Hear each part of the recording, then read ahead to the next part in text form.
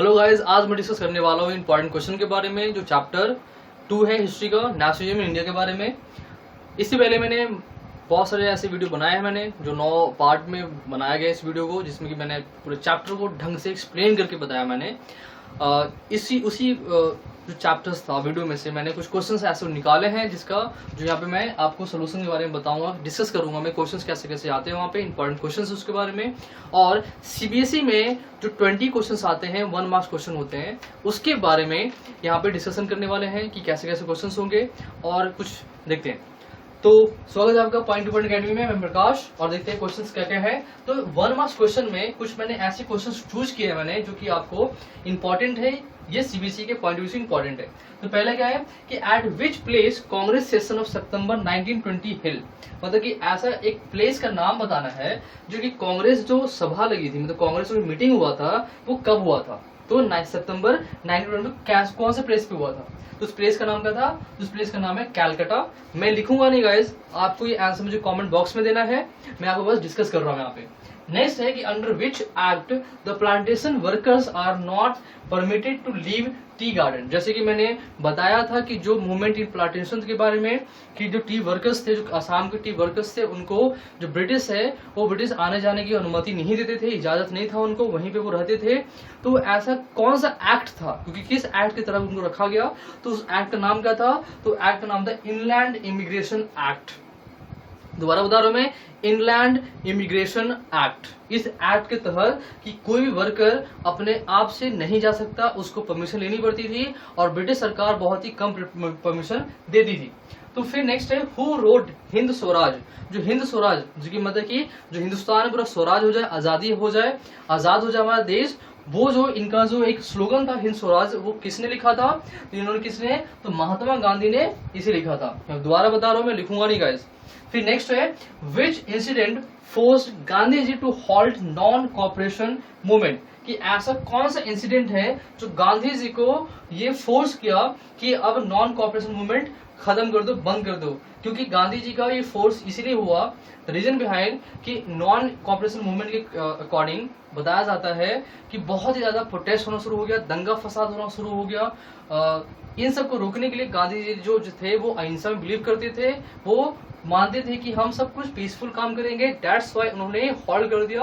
और कौन सा ऐसा इंसिडेंट था, तो उस इंसिडेंट का नाम है चौरी चौरा इंसिडेंट। नेक्स्ट है who first create the image of Bharat माता। भारत माता का जो पहला इमेज था किसने क्रिएट किया, तो भारत माता ऐसे एज यूजुअल जो मैंने लास्ट वीडियो में बताया था कि जो सेंस ऑफ बिलोंगिंग जो एक पॉइंट था, उसके अंदर मैंने बताया था कि वहां पर भारत माता का एक पिक्चर बना के डिपिक्ट किया गया कि इंडिया के बारे में, इंडिया कैसी है, सेल्फ है, कामनेस है, उनके बारे में एक सैक्रेड प्लेस है, उसके बारे में बताया गया था। तो who first create the image of Bharat माता, तो भारत माता को किसने इमेज किया था, बंकिम चंद्र चट्टोपाध्याय। कौन थे, बंकिम चंद्र चट्टोपाध्याय ने इन्होंने क्रिएट किया था। फिर नेक्स्ट क्वेश्चन है which pact reserve the seat of Dalit in assembly, मतलब कि आपको पता होगा कि भीमराव अंबेडकर जो थे, उन्होंने एक ऐसा मांग किया था कि एक डिफरेंट, मतलब कि वो एक सेपरेटेड जनरल इलेक्शन कमेटी बने दलित के लिए, उनका अलग से रिप्रेजेंटेटिव होगा। लेकिन जो महात्मा गांधी थे उन्होंने मना कर दिया कि नहीं, ऐसा नहीं होगा, इस तरीके का होना शुरू हो जाएगा तो सब में सेपरेटिज्म आ जाएगा, सब लोग अलग अलग हो जाएंगे, जो कि यूनिटी नहीं हो पाएगी।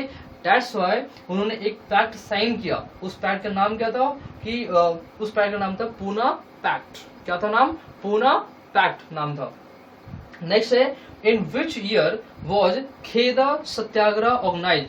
किस साल में खेदा सत्याग्रह ऑर्गेनाइज हुआ था, मैं बता दूं, गुजरात में खेदा डिस्ट्रिक्ट है, खेदा डिस्ट्रिक्ट के अंदर वहां पे पीजेंट्स की समस्याओं को सॉल्व करने के लिए जो महात्मा गांधी थे उनके पास गए थे, और उन्होंने बड़े स्तर पे उन्होंने सत्याग्रह को ऑर्गेनाइज किया ताकि फार्मर्स के हित में काम आए, उनके टैक्स रेवेन्यू कम हो जाए। तो कौन सा साल था, तो वो था 1917।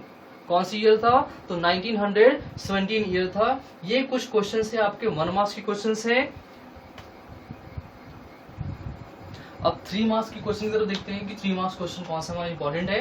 तो पहला क्वेश्चन है why and how is the identity of nation symbolised in a figure, कि जो नेशन है, जो हमारा राष्ट्र है, उसको हम सिंबलाइज, मतलब उसको हम दर्शाते क्यों है, फिगर में, पिक्चर्स में क्यों दर्शाया जाता है, क्यों और कैसे। तो क्यों हम बोल सकते हैं कि इसीलिए ताकि जो पीपल है ना, सबको ये पता चले कि नेशन है, इस नेशन को जैसे हम बताते हैं ना, ऐसा कि हम इमेजिनरी हम कोई भी बात बोलते हैं तो उससे पता नहीं चलता, बट हम प्रैक्टिकल हम किसी फोटो को दिखाकर या फिर हम किसी स्लोगन को लेकर हम किसी को बताते हैं तो वो ज़्यादा समझ में आता है। तो इसीलिए भारत माता को जो फोटो था, पिक्चर था, डिपिक्ट करता था कि आज़ादी के अंदर सिम्बोलाइज करता था। जैसे कि यूरोप में स्टैचू ऑफ लिबर्टी जो था वो सिम्बोलाइज क्या करता था, तो वो आज़ादी को सिम्बोलाइज करता था, फ्रीडम सिम्बोलाइज करता था, इक्वालिटी सिम्बोलाइज करता था, एंड ऑफ मोनार्की सिम्बोलाइज करता था। इनके बारे में ये करता है। फिर नेक्स्ट है, why did the growth of nationalism in the colony link to anti colonial movement. बोला हुआ है कि जो नेशनलिज्म है वो कॉलोनी में वो एंटी कॉलोनियल मूवमेंट क्यों कहलाया। तो हम ये बोल सकते हैं ऐसा कि उस समय ग्रोथ, जो राष्ट्रवाद ग्रोथ हुआ वो इसीलिए क्योंकि जो ब्रिटिश रूल तो था, जो ब्रिटिश इंडिया हम बोलते हैं, प्रायर टू ब्रिटिश रूल की बात करते हैं, उससे पहले की बात करते हैं, तो उस समय जो ब्रिटिश जो था वो सबको सप्रेस करके अपने ही फायदे के लिए सब कुछ काम करता था। अपनी इकोनॉमी को, मतलब कि ब्रिटेन की इकोनॉमी को और स्ट्रांग करने के लिए इंडियन इकोनॉमी को और भी ज्यादा वो क्या कर रहे थे, वो खोखला कर रहे थे, वो खराब कर रहे थे। तो दैट्स वाई तो जो यहाँ के पीपल थे वो सप्रेस इतना ज्यादा हो रखे थे कि वो लोग चाहते थे कि वो लोग इनके चुंगल से बाहर निकल जाए। That's why anti colonial movement हुआ, छोटे छोटे कॉलोनियल मूवमेंट होने लग गए, जैसे कि नॉन कॉपरेशन मूवमेंट, खिलाफत मूवमेंट, सिविल डिसोबीडियंस मूवमेंट। ठीक है, यू कैन से कि जो 1857 में रिवॉल्ट हुआ था, द रिवॉल्ट ऑफ 1857, 1857 में जो रिवॉल्ट हुआ था उनके बारे में, जब झांसी रानी जब लड़ी थी वहां पर, ये सारे जितने भी है ना, एक छोटे छोटे रिवॉल्ट बनते बनते बनते बनते क्या हुआ कि ये बड़ा सा बन गया। ठीक है, जिसको हम बोलते हैं क्विट इंडिया मूवमेंट जो स्टार्ट हुआ था फाइनली, उसके बारे में था ऐसा। फिर नेक्स्ट है, why did the rich peasant communities become active in the civil disobedience movement. कि जो बड़े बड़े जो पीजेंट्स थे, जो किसान थे, जो जमींदार टाइप के जो पीपल थे, वो लोग सिविल डिसोबीडियंस मूवमेंट में एक्टिव क्यों हो गए थे वो, क्योंकि जब इकोनॉमिक डिप्रेशन आया था, तो इकोनॉमिक डिप्रेशन होने से क्या हुआ कि उनका जो फसल था वो बर्बाद हो गया, फसल के जो प्राइस थे बहुत ही कम हो गए।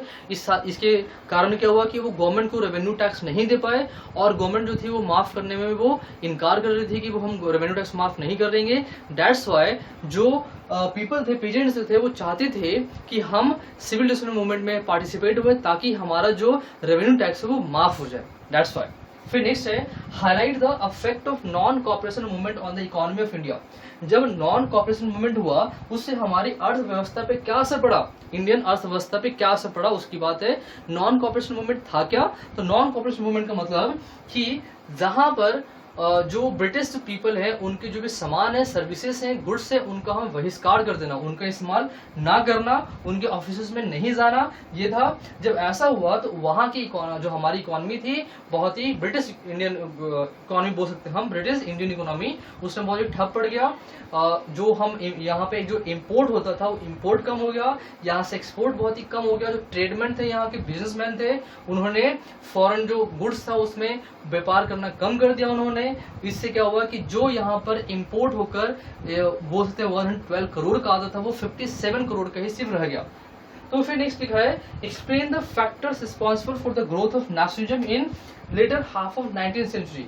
तो बोला हुआ है कि नेशनलिज्म जो 19th सेंचुरी में जो बढ़ा उसका क्या रीजन था, क्यों ऐसा हुआ। तो हम बोल सकते हैं कि बढ़ने का रीजन ये था कि उस समय लोग जो पिक्चर से डिपिक्ट किया जाता था, जो हम स्लोगन बात कर रहे हैं, सॉन्ग है, फॉकलोर है, वीडियोस हैं, पिक्चर्स हैं, इन सब को लेकर जो नेशनलिस्ट पीपल होते थे वो गांव गांव भटकते थे, घूमते थे, और जो गांव वाले होते थे उनको दिखाते थे मंच पे, वो एक समारोह करते थे, उसे बताते थे कि नेशनलिज्म का मतलब क्या होता है, हमें एकजुट होकर रहना है, हमें ब्रिटिश के खिलाफ लड़ना है, हमें उनके साथ नहीं देना, हमें आज़ादी चाहिए, हमें पूर्ण स्वराज चाहिए, जो महात्मा गांधी ने बताया था पूर्ण स्वराज, मतलब कि पूरा हमें आज़ादी चाहिए, इनके बारे में। इसीलिए जब लोग गांव गांव जाके नेशनलिस्ट पीपल जो थे, राष्ट्रवादी जो पीपल थे, जब वो जाके गांव गांव लोगों को जागरूक करने लगे तो लोग भी मूवमेंट में शामिल होने लगे, और बहुत ही बड़े पैमाने पे लोग आकर वहां पे शामिल होने लगे। ये था। तो गाइज ये क्वेश्चंस है, कुछ जो टॉपिक जो इंपॉर्टेंट क्वेश्चंस थे इसके बारे में हमने देखा, और इसके अलावा जो आप एनसीईआरटी क्वेश्चन है उसके सोल्यूशंस के बारे में भी आप साइट के लिंक पे जाकर आप देख सकते हैं। अब यूट्यूब के चैनल पे भी आपको ये लिंक मिल जाएगा, आपको वहां से भी आप डाउनलोड कर सकते हैं। तो नेक्स्ट क्लास में फिर हम इसके हिस्ट्री के हम नेक्स्ट चैप्टर में पढ़ेंगे। आज के लिए इतना ही। लाइक एंड सब्सक्राइब ना भूलें। Thank you.